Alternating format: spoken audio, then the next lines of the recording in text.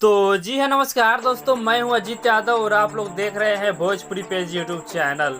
दोस्तों, भोजपुरी के global star Khesari Lal Yadav का हर रोज तो एक गाना रिलीज होते ही रहता है, लेकिन खेसारी लाल यादव का एक ऐसा फॉलो गाना को पोस्टर को रिलीज कर दिया गया है जो कि इस गाने को जब रिलीज किया जाएगा तो ये गाना काफ़ी ज़्यादा रिकॉर्ड बना सकता है। जी, जिस गाने का नाम दिया गया है बोल बम खेसारी, जिस गाने को खेसारी लाल यादव और उनके साथ प्रियंका सिंह गाई हुई है।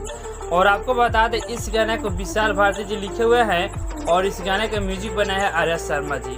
और इस गाने को कल ही के दिन रिलीज किया जाएगा फालतू इंटरटेनमेंट यूट्यूब चैनल पे। जी, सुबह के 6:45 पे इस गाने को रिलीज किया जाएगा डायरेक्ट वीडियो सॉन्ग के साथ में। तो आप लोग कितने भाई एक्साइटेड इस गाने को सुनने के लिए हमारे कमेंट बॉक्स में कमेंट करके जरूर बताइएगा। बाकी एक जानकारी लेने के लिए हमारे इस चैनल को सब्सक्राइब करके हमारे इस चैनल से जरूर जुड़िएगा ताकि आने वाला हर अपडेट सबसे पहले आपके पास पहुंचे। धन्यवाद।